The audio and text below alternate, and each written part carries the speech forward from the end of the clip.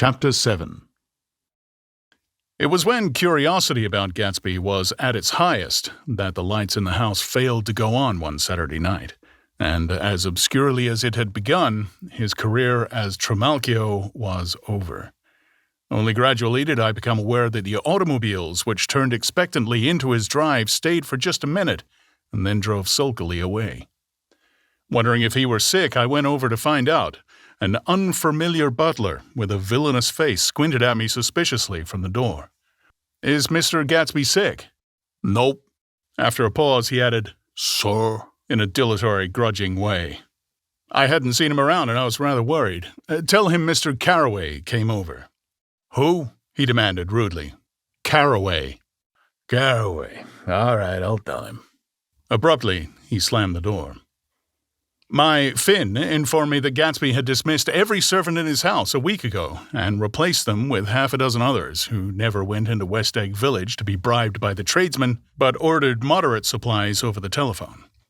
The grocery boy reported that the kitchen looked like a pigsty, and the general opinion in the village was that the new people weren't servants at all.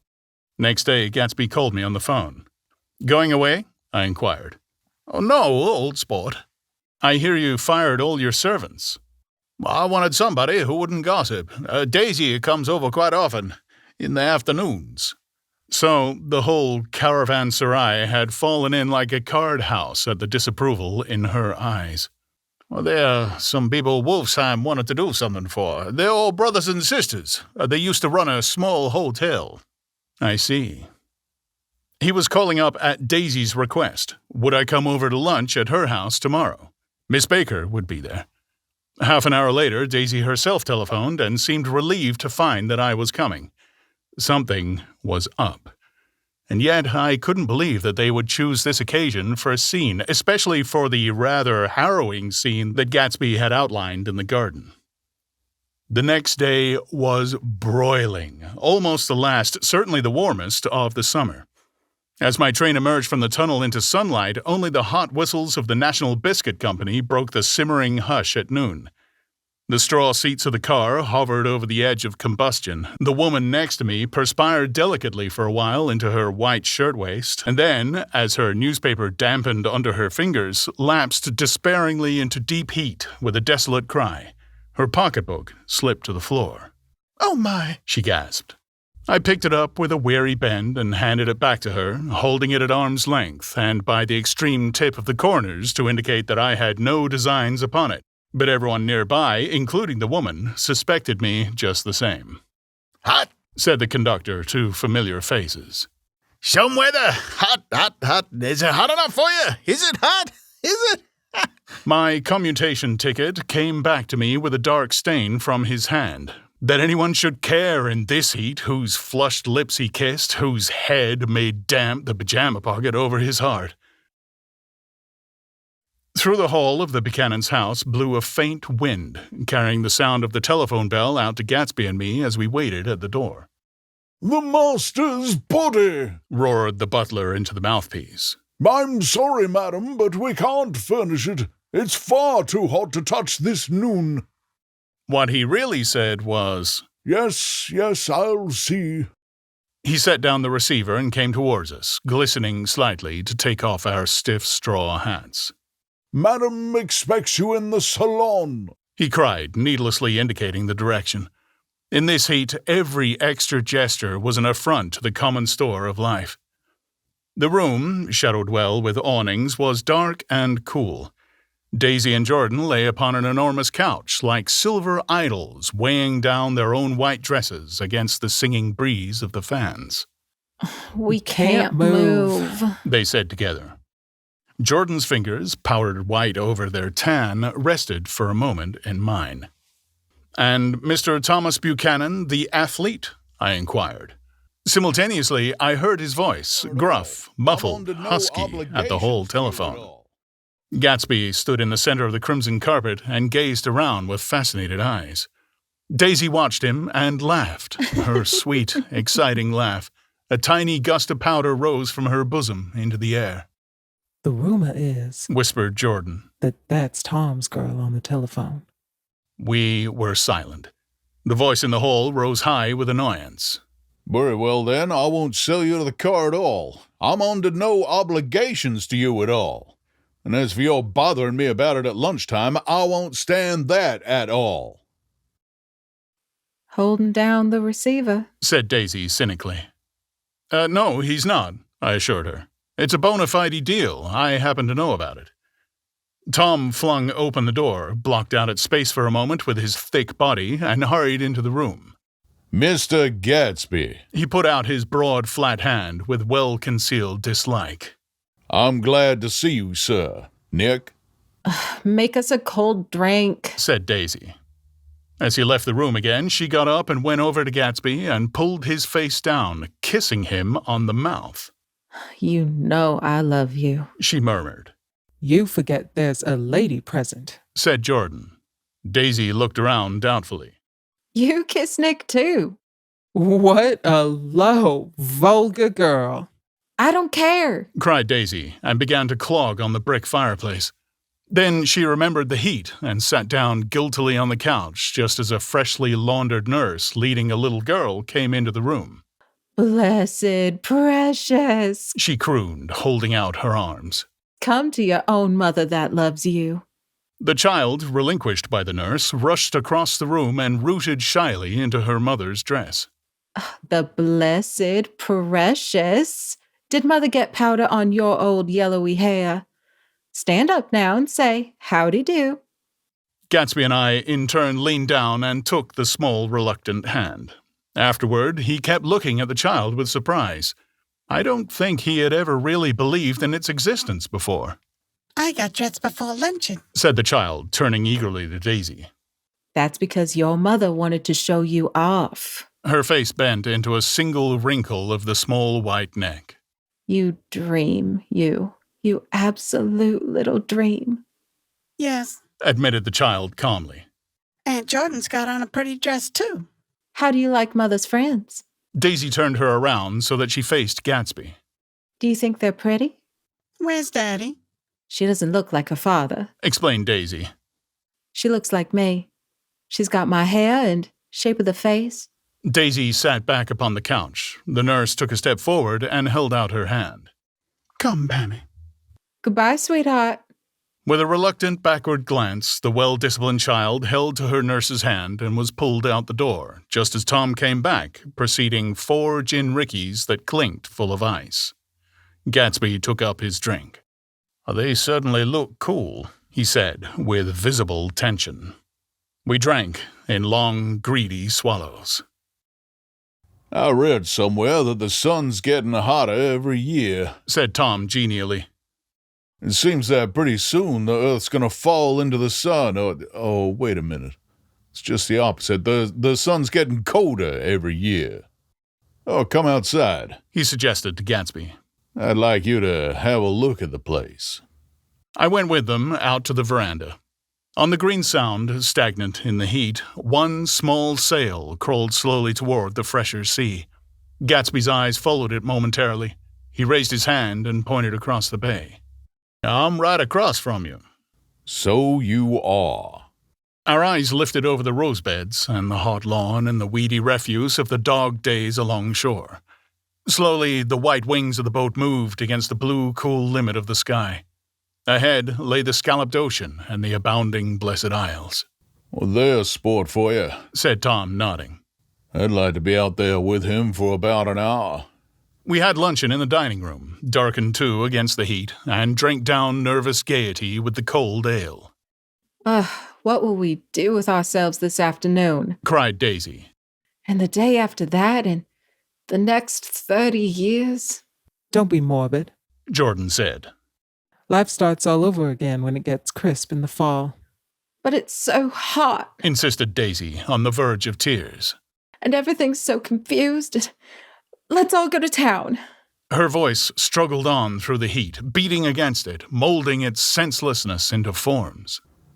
I've heard of making a garage out of a stable, Tom was saying to Gatsby. But I'm the first man who ever made a stable out of a garage. Who wants to go to town? Demanded Daisy insistently. Gatsby's eyes floated toward her. She cried. You look so cool. Their eyes met, and they stared together at each other, alone in space. With an effort, she glanced down at the table. You always look so cool, she repeated. She had told him that she loved him, and Tom Buchanan saw. He was astounded. His mouth opened a little, and he looked at Gatsby and then back at Daisy as if he had just recognized her as someone he knew a long time ago. You resemble the advertisement of the man, she went on innocently. You know, the advertisement of the man. All right, broke in Tom quickly. I'm perfectly willing to go to town. Come on, we're all going to town. He got up, his eyes still flashing between Gatsby and his wife. No one moved. Come on! His temper cracked a little. What's the matter anyhow? If we're going to town, let's start. His hand, trembling with his effort at self-control, bore to his lips the last of his glass of ale. Daisy's voice got us to our feet and out onto the blazing gravel drive. Are we just gonna go? She objected. Like this? Aren't we gonna let anyone smoke a cigarette first? Everybody smoked all through lunch. Oh, let's have fun, she begged him. It's too hot to fuss. He didn't answer. Have it your own way, she said. Come on, Jordan. They went upstairs to get ready while we three men stood there shuffling the hot pebbles with our feet. A silver curve of the moon hovered already in the western sky. Gatsby started to speak, changed his mind, but not before Tom wheeled and faced him expectantly. Have you got your stables here? Asked Gatsby with an effort. About a quarter of a mile down the road. Oh. A pause. I don't see the idea of going to town, broke out Tom savagely. Women get these notions in their heads. Shall we take anything to drink? Called Daisy from an upper window. I'll get some whiskey, answered Tom. He went inside. Gatsby turned to me rigidly. I can't say anything in his house, old sport. She's got an indiscreet voice, I remarked. It's full of... I hesitated.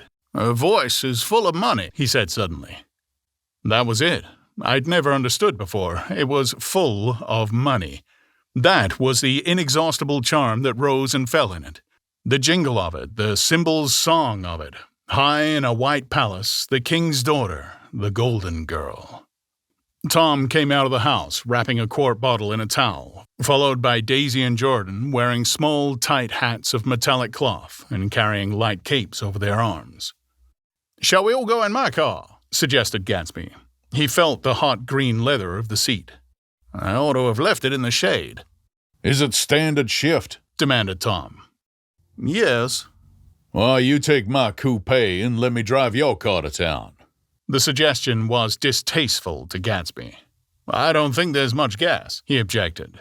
Plenty of gas, said Tom boisterously. He looked at the gauge. If it runs out, I can stop at a drugstore. You can buy anything at a drugstore nowadays. A pause followed this apparently pointless remark. Daisy looked at Tom frowning, and an indefinable expression, at once definitely unfamiliar and vaguely recognizable as if I had only heard it described in words, passed over Gatsby's face. Come on, Daisy, said Tom, pressing her with his hand toward Gatsby's car. I'll take you in this circus wagon. He opened the door, but she moved out from the circle of his arm. You take Nick and Jordan. We'll follow you in the coupe. She walked close to Gatsby, touching his coat with her hand. Jordan and Tom and I got into the front seat of Gatsby's car. Tom pushed the unfamiliar gears tentatively, and we shot off in the oppressive heat, leaving them out of sight behind. Did you see that? Demanded Tom. See what? He looked at me keenly, realizing that Jordan and I must have known all along. You think I'm pretty dumb, don't you? He suggested. Well, perhaps I am, but I have almost a second sight sometimes that tells me what to do. Maybe you don't believe that, but science... He paused. The immediate contingency overtook him, pulled him back from the edge of theoretical abyss. I've made a small investigation of this fellow, he continued. I could have gone deeper if I'd known... Do you mean you've been to a medium? Inquired Jordan humorously. What? Confused, he stared at us as we laughed. A medium? About Gatsby. About Gatsby? No, I haven't. I said I've been making a small investigation of his past. And you found he was an Oxford man, said Jordan helpfully. An Oxford man? He was incredulous. Like hell he is. He wears a pink suit. Nevertheless, he's an Oxford man. Oxford, New Mexico, snorted Tom contemptuously. Or something like that. Listen, Tom, if you're such a snob, why did you invite him to lunch? Demanded Jordan crossly. Daisy invited him. She knew him before we were married, God knows where. We were all irritable now with the fading ale, and aware of it, we drove for a while in silence. Then, as Dr. T.J. Eckelbird's faded eyes came into sight down the road, I remembered Gatsby's caution about gasoline. We've got enough to get us to town, said Tom. But there's a garage right here, objected Jordan. I don't want to get stalled in this baking heat. Tom threw on both brakes impatiently, and we slid to an abrupt dusty stop under Wilson's sign. After a moment, the proprietor emerged from the interior of his establishment and gazed hollow-eyed at the car. Let's have some gas, cried Tom roughly. What do you think we stopped for, to admire the view? I'm sick, said Wilson, without moving. I've been sick all day. What's the matter? I'm all run down. Well, shall I help myself? Tom demanded. You sounded well enough on the phone. With an effort, Wilson left the shade in support of the doorway and, breathing hard, unscrewed the cap of the tank. In the sunlight, his face was green. I didn't mean to interrupt your lunch, he said. Oh, but I need money pretty bad, and I was wondering what you were going to do with your old car. How do you like this one? Inquired Tom. I bought it last week. It's a nice yellow one, said Wilson as he strained at the handle. Like to buy it? Big chance. Wilson smiled faintly. Oh, but I could make some money on the other. What do you want money for all of a sudden? I've been here too long. I want to get away. My wife and I want to go west. Your wife does? Exclaimed Tom, startled. She's been talking about it for 10 years. He rested for a moment against the pump, shading his eyes. And now she's going to get it whether she wants to or not. I'm going to get her away. The coupe flashed by us with a flurry of dust and the flash of a waving hand. What do I owe you? Demanded Tom harshly. You just got wised up to something funny the last 2 days, remarked Wilson. I asked why I want to get away. I asked why I've been bothering you about the car. What do I owe you? $1.20. The relentless, beating heat was beginning to confuse me, and I had a bad moment there before I realized that so far his suspicions hadn't alighted on Tom. He had discovered that Myrtle had some sort of life apart from him in another world, and the shock had made him physically sick. I stared at him, and then at Tom, who had made a parallel discovery less than an hour before, and it occurred to me that there was no difference between men, in intelligence or race, so profound as the difference between the sick and the well. Wilson was so sick that he looked guilty, unforgivably guilty, as if he had just got some poor girl with child. I'll let you have that car, said Tom. I'll send it over tomorrow afternoon. That locality was always vaguely disquieting, even in the broad glare of afternoon, and now I turned my head as though I had been warned of something behind. Over the ash heaps, the giant eyes of Dr. T.J. Eckelberg kept their vigil, but I perceived, after a moment, that other eyes were regarding us with peculiar intensity from less than 20 feet away. In one of the windows over the garage, the curtains had been moved aside a little, and Myrtle Wilson was peering down at the car. So engrossed was she that she had no consciousness of being observed, and one emotion after another crept into her face, like objects into a slowly developing picture. Her expression was curiously familiar. It was an expression I had often seen on women's faces, but on Myrtle Wilson's face it seemed purposeless and inexplicable, until I realized that her eyes, wide with jealous terror, were fixed not on Tom, but on Jordan Baker, whom she took to be his wife. There is no confusion like the confusion of a simple mind, and as we drove away, Tom was feeling the hot whips of panic. His wife and his mistress, until an hour ago secure and inviolate, were slipping precipitously from his control. Instinct made him step on the accelerator with the double purpose of overtaking Daisy and leaving Wilson behind.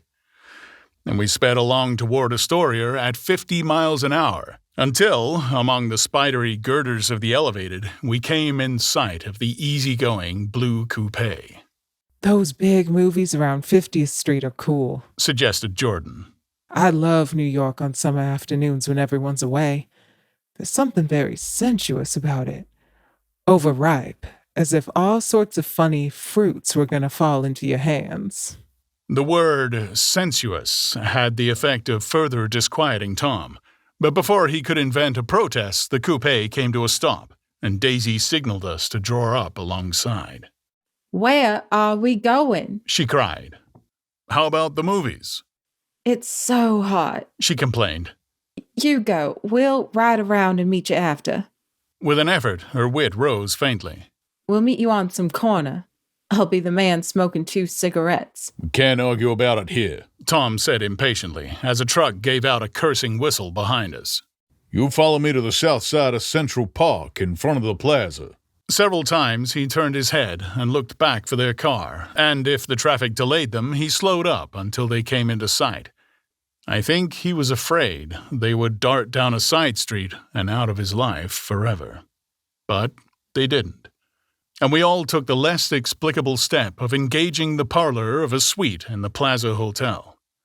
The prolonged and tumultuous argument that ended by herding us into that room eludes me, though I have a sharp physical memory that, in the course of it, my underwear kept climbing like a damp snake around my legs, and intermittent beads of sweat raced cool across my back. The notion originated with Daisy's suggestion that we hire 5 bathrooms and take cold baths, and then assumed more tangible form as a place to have a mint julep. Each of us said over and over that it was a crazy idea. We all talked at once to a baffled Clark and thought, or pretended to think, that we were being very funny. The room was large and stifling, and though it was already 4 o'clock, opening the windows admitted only a gust of hot shrubbery from the park. Daisy went to the mirror and stood with her back to us, fixing her hair. It's a swell suite, whispered Jordan respectfully, and everyone laughed. Open another window, commanded Daisy without turning around. There aren't any more.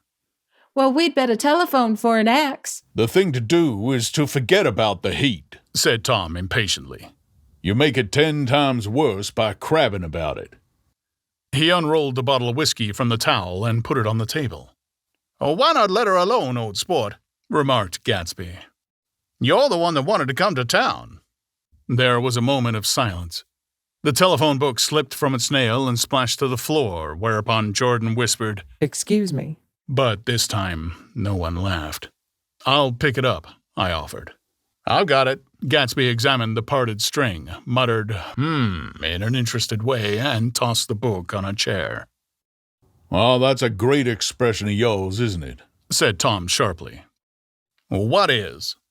All this old sport business. Where'd you pick that up? Now see here, Tom, said Daisy, turning around from the mirror. If you're going to make personal remarks, I won't stay here a minute. Call up and order some ice for the mint julep. As Tom took up the receiver, the compressed heat exploded into sound, and we were listening to the portentous chords of Mendelssohn's Wedding March from the ballroom below. Imagine marrying anybody in this heat, cried Jordan dismally. Still, I was married in the middle of June. Daisy remembered. Louisville, in June. Somebody fainted. Who was it that fainted, Tom? Bloxy, he answered shortly. A man named Biloxi, Biloxi, and he made boxes. That's a fact. And he was from Biloxi, Tennessee. They carried him into my house, appended Jordan, because we lived just 2 doors from the church. And he stayed 3 weeks until Daddy told him he had to get out. The day after he left, Daddy died. After a moment, she added, as if she might have sounded irreverent, There wasn't any connection. I used to know a Bill Biloxi from Memphis, I remarked. That was his cousin. I knew his whole family history before he left. He gave me an aluminum putter that I use today. The music had died down as the ceremony began, and now a long cheer floated in at the window, followed by intermittent cries of yeah, and finally by a burst of jazz as the dancing began. We're getting old, said Daisy. If we were young, we'd rise and dance. Remember Biloxi? Jordan warned her. Where'd you know him, Tom? Biloxi. He concentrated with an effort. I didn't know him. He was a friend of Daisy's. He was not. She denied. I'd never seen him before. He came down in the private car. Well, he said he knew you. He said he was raised in Louisville. Asa Bird brought him around at the last minute and asked if we had room for him. Jordan smiled. He was probably bumming his way home. He told me he was president of your class at Yale. Tom and I looked at each other blankly. Biloxi? First place, we didn't have any president. Gatsby's foot beat a short, restless tattoo, and Tom eyed him suddenly. By the way, Mr. Gatsby, I understand you're an Oxford man. Not exactly. Oh, yes, I understand you went to Oxford. Yes, I went there. A pause, then Tom's voice, incredulous and insulting. You must have gone there about the time Biloxi went to New Haven. Another pause. A waiter knocked and came in with crushed mint and ice, but the silence was unbroken by his thank you and the soft closing of the door. This tremendous detail was to be cleared up at last. I told you I went there, said Gatsby. I heard you, but I'd like to know when. It was in 1919. I only stayed 5 months. That's why I can't really call myself an Oxford man. Tom glanced around to see if we mirrored his unbelief, but we were all looking at Gatsby. It was an opportunity they gave to some of the officers after the armistice, he continued. We could go to any of the universities in England or France. I wanted to get up and slap him on the back. I had one of those renewals of complete faith in him that I'd experienced before. Daisy rose, smiling faintly, and went to the table. Open the whiskey, Tom, she ordered. And I'll make you a mint julep. Then you won't seem so stupid to yourself. Oh, look at the mint. Oh, wait a minute, snapped Tom. I want to ask Mr. Gatsby one more question. Go on, Gatsby said politely. What kind of a row are you trying to cause in my house anyhow? They were out in the open at last, and Gatsby was content. He isn't causing a row. Daisy looked desperately from one to the other. You're causing a row. Please have a little self-control. Self-control? Repeated Tom incredulously. Well, I suppose the latest thing is to sit back and let Mr. Nobody from Nowhere make love to your wife.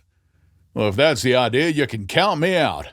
Nowadays, people begin by sneering at family life and family institutions, and next they'll throw everything overboard and have intermarriage between black and white. Flushed with his impassioned gibberish, he saw himself standing alone on the last barrier of civilization. We're all white here, murmured Jordan. Well, I know I'm not very popular. I don't give big parties. I suppose you've got to make your house into a pigsty in order to have any friends in the modern world. Angry as I was, as we all were, I was tempted to laugh whenever he opened his mouth. The transition from libertine to prig was so complete. Now, I got something to tell you, old sport, began Gatsby, but Daisy guessed at his intention. Please don't, she interrupted helplessly. Please, let's all go home. Why don't we all go home? Now, that's a good idea. I got up. Come on, Tom. Nobody wants a drink. I want to know what Mr. Gatsby has to tell me. Your wife doesn't love you, said Gatsby. She's never loved you. She loves me. You must be crazy, exclaimed Tom automatically. Gatsby sprang to his feet, vivid with excitement. Well, she never loved you, do you hear? He cried. She only married you because I was poor and she was tired of waiting for me. It was a terrible mistake, but in her heart she never loved anyone except me. At this point, Jordan and I tried to go, but Tom and Gatsby insisted with competitive firmness that we'd remain, as though neither of them had anything to conceal, and it would be a privilege to partake vicariously of their emotions. Sit down, Daisy. Tom's voice groped unsuccessfully for the paternal note. What's been going on? I want to hear all about it. I told you what's been going on, said Gatsby. Going on for 5 years, and you didn't know. Tom turned to Daisy sharply. You've been seeing this fellow for 5 years. Not seeing, said Gatsby. No, we couldn't meet. But both of us loved each other all that time, old sport, and you didn't know. I used to laugh sometimes, but there was no laughter in his eyes. To think that you didn't know. Oh, that's all. Tom tapped his thick fingers together like a clergyman and leaned back in his chair. You're crazy, he exploded. Now I can't speak about what happened 5 years ago because I didn't know Daisy then, and I'll be damned if I see how you got within a mile of her unless you brought the groceries to the back door. But all the rest, that's a goddamn lie. Daisy loved me when she married me, and she loves me now. No, said Gatsby, shaking his head. She does, though. The trouble is that sometimes she gets foolish ideas in her head, and she doesn't know what she's doing. He nodded sagely. And what's more, I love Daisy, too. Once in a while I go off on a spree and make a fool of myself, but I always come back, and in my heart I love her all the time. You're revolting, said Daisy. She turned to me, and her voice, dropping an octave lower, filled the room with thrilling scorn. Do you know why we left Chicago? I'm surprised that they didn't treat you to the story of that little spree. Gatsby walked over and stood beside her. Daisy, that's all over now, he said earnestly. It doesn't matter anymore. Just tell him the truth, that you never loved him, and it's all wiped out forever. She looked at him blindly. Why? How could I love him, possibly? You never loved him. She hesitated. Her eyes fell on Jordan and me with a sort of appeal, as though she realized at last what she was doing. And as though she had never, all along, intended doing anything at all. But it was done now. It was too late. I never loved him, she said, with perceptible reluctance. Not at Capiolani, demanded Tom suddenly. No. From the ballroom beneath, muffled and suffocating chords were drifting up on hot waves of air. Not that day I carried you down from the punch bowl to keep your shoes dry. There was a husky tenderness in his tone. Daisy. Please don't. Her voice was cold, but the rancor was gone from it. She looked at Gatsby. There, Jay, she said, but her hand, as she tried to light a cigarette, was trembling. Suddenly, she threw the cigarette and the burning match on the carpet. Oh, you want too much, she cried to Gatsby. I love you now. Isn't that enough? I can't help what's past. She began to sob helplessly. I did love him once, but I loved you too. Gatsby's eyes opened and closed.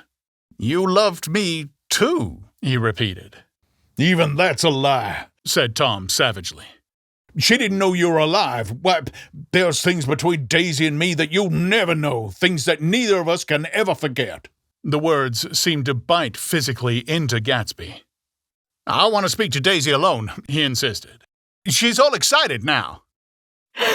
Even alone, I can't say I never loved Tom, she admitted in a pitiful voice. It wouldn't be true. Of course it wouldn't, agreed Tom. She turned to her husband. As if it mattered to you, she said. Of course it matters. I'm going to take better care of you from now on. You don't understand, said Gatsby with a touch of panic. You're not going to take care of her anymore. I'm not. Tom opened his eyes wide and laughed. He could afford to control himself now. Oh, why's that? Daisy's leaving you. Nonsense. I am, though, she said with visible effort. She's not leaving me. Tom's words suddenly leaned down over Gatsby. Certainly not for a common swindler who'd have to steal the ring he put on her finger. I won't stand this, cried Daisy. Oh, please, let's get out.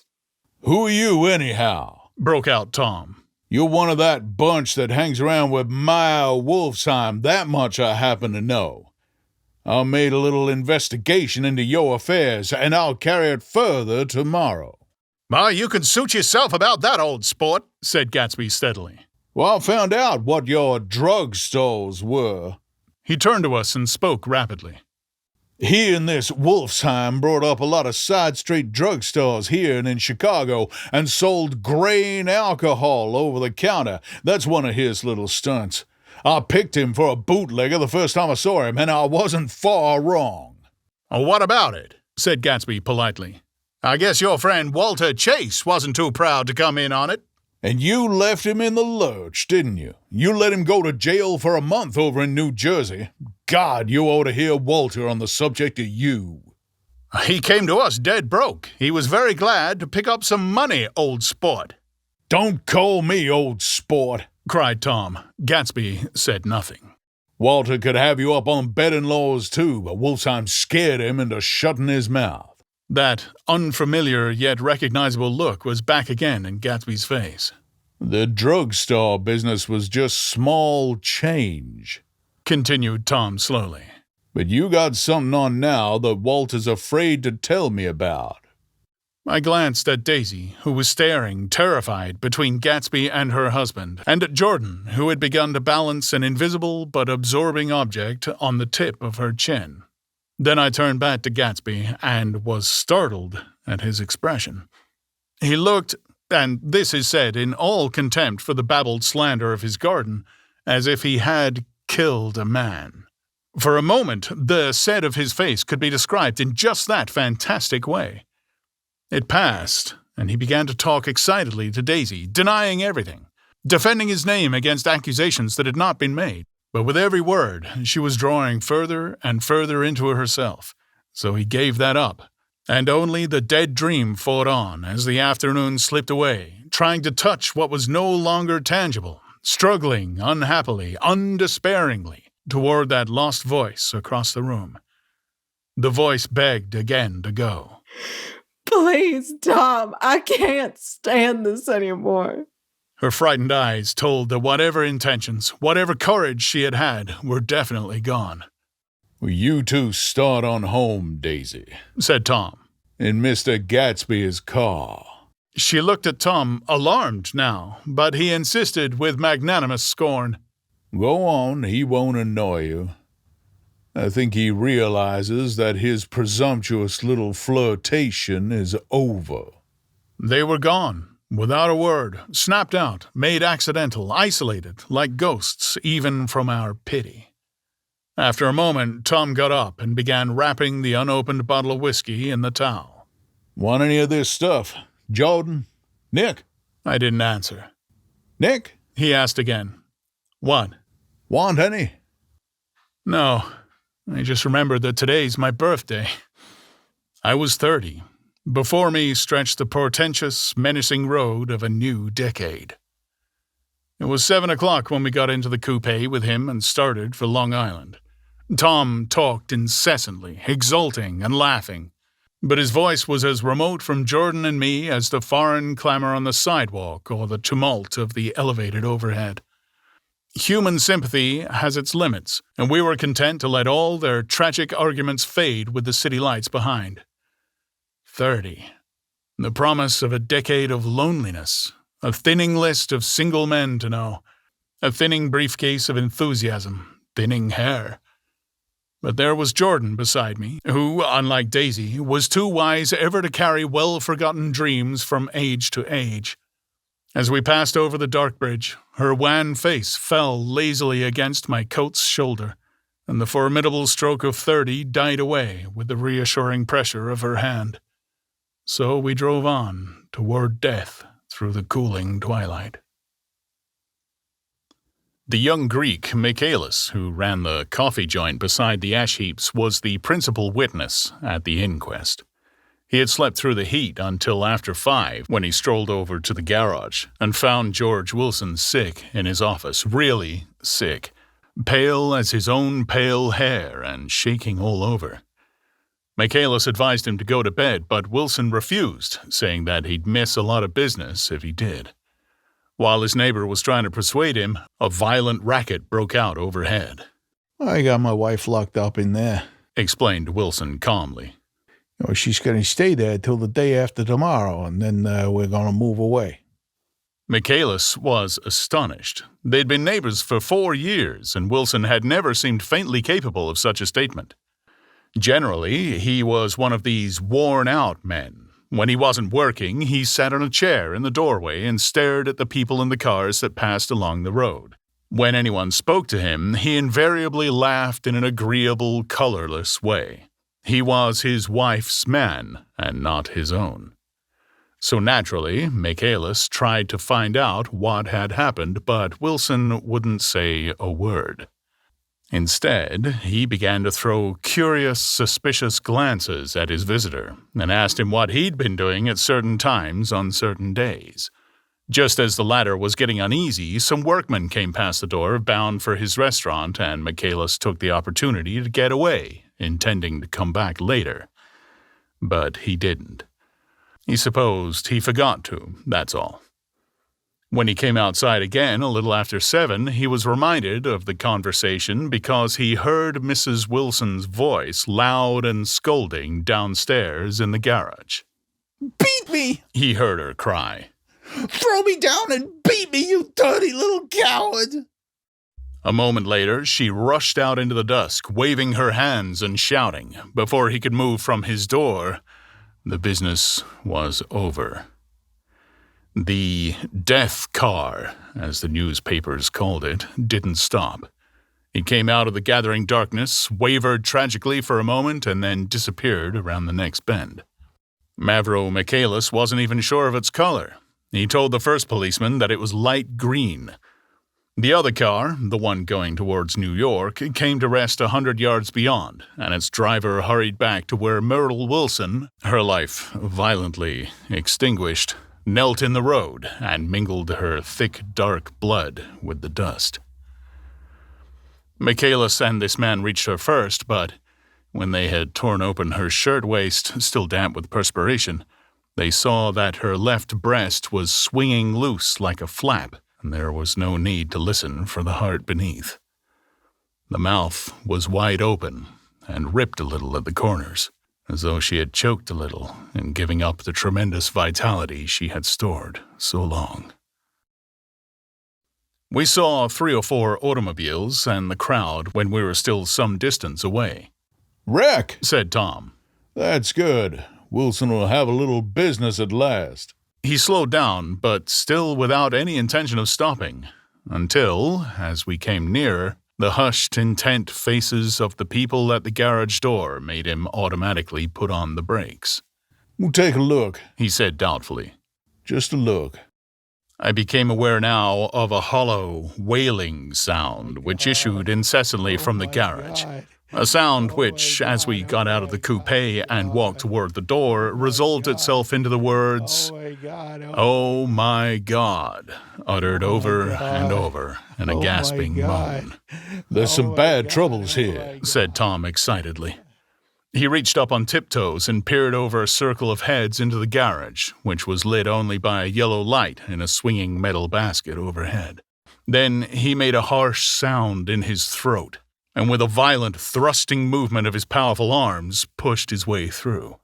The circle closed up again with a running murmur of expostulation. It was a minute before I could see anything at all. Then new arrivals deranged the line, and Jordan and I were pushed suddenly inside. Myrtle Wilson's body, wrapped in a blanket and then in another blanket, as though she suffered from a chill in the hot night, lay on a work table by the wall, and Tom, with his back to us, was bending over it, motionless. Next to him stood a motorcycle policeman, taking down names with much sweat and correction in a little book. At first, I couldn't find the source of the high, groaning words that echoed clamorously through the bare garage, and then I saw Wilson standing on the raised threshold of his office, swaying back and forth and holding to the doorposts with both hands. Some man was talking to him in a low voice and attempting from time to time to lay a hand on his shoulder, but Wilson neither heard nor saw. His eyes would drop slowly from the swinging light to the laden table by the wall and then jerk back to the light again, and he gave out incessantly his high, horrible call. Oh, my God. Oh, my God. Oh, my God. Presently, Tom lifted his head with a jerk, and after staring around the garage with glazed eyes, addressed a mumbled, incoherent remark to the policeman. M-A-V, the policeman was saying. O, no, R, corrected the man. M-A-V-R-O. Listen to me, muttered Tom fiercely. R, said the policeman. O, G. G. He looked up as Tom's broad hand fell sharply on his shoulder. Oh, what do you want, fella? What happened? That's what I want to know. Auto hit her. Instantly killed. Instantly killed? Repeated Tom, staring. She ran out in the road. Son of a bitch didn't even stop his car. There was 2 cars, said Michaelis. One coming, one going, see? Going where? Asked the policeman keenly. Oh, one going each way. Well, she... His hand rose towards the blankets, but stopped halfway and fell to his side. She ran out there, and the one coming from New York knocked right into her, going 30 or 40 miles an hour. Oh, what's the name of this place here? Demanded the officer. Hasn't got a name.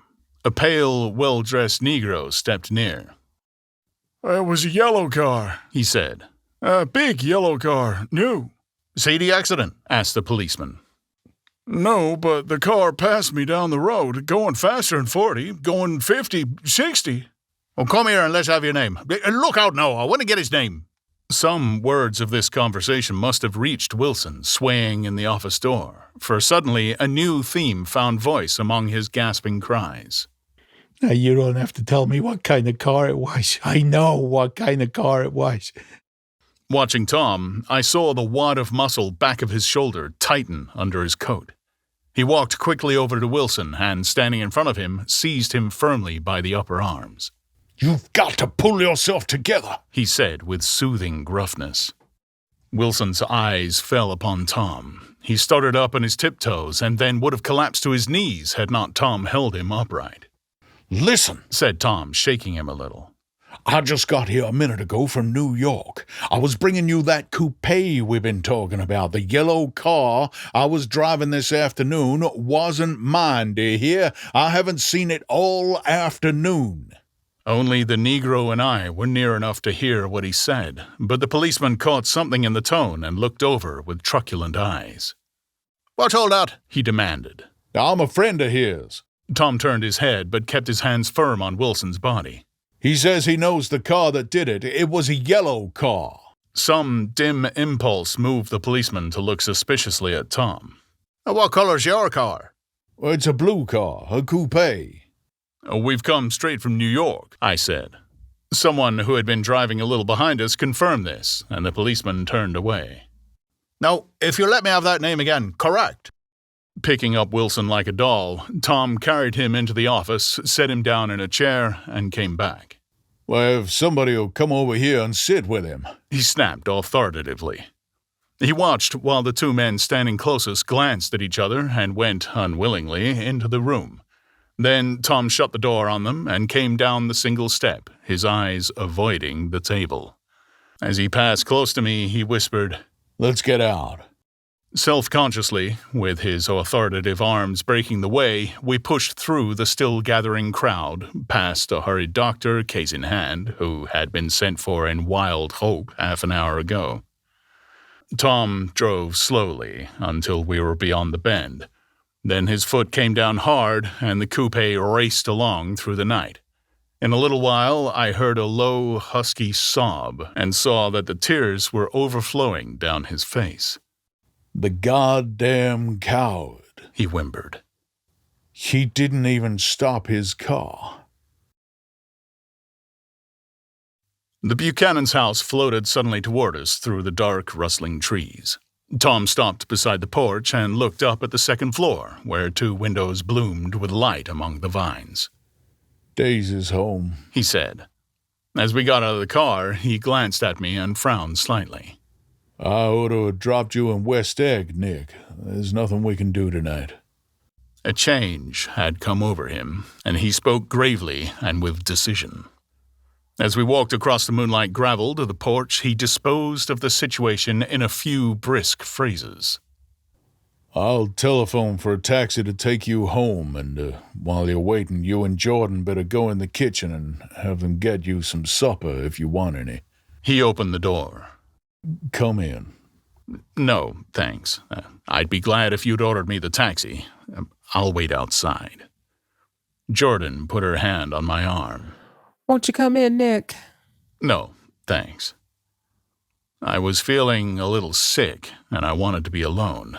But Jordan lingered for a moment more. But it's only 9:30, she said.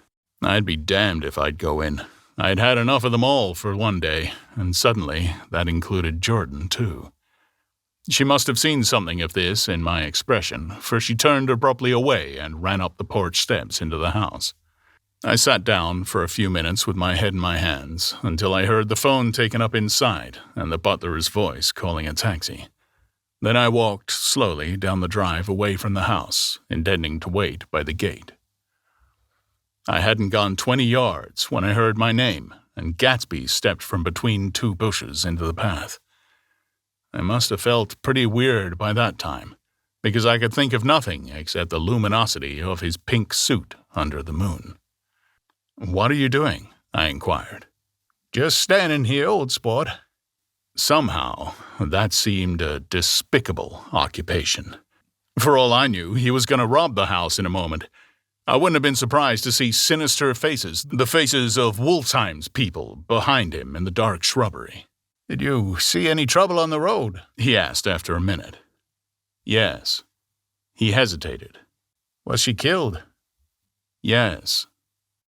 "I thought so. I told Daisy I thought so. It's better that the shock should come all at once. She stood it pretty well." He spoke as if Daisy's reaction was the only thing that mattered. "I got to West Egg by a side road," he went on, "and left the car in my garage. I don't think anybody saw us, but of course I can't be sure." I disliked him so much by this time that I didn't find it necessary to tell him he was wrong. "Who was the woman?" he inquired. "Her name was Wilson. Her husband owns the garage. How the devil did it happen?" "Well, I tried to swing the wheel." He broke off, and suddenly I guessed at the truth.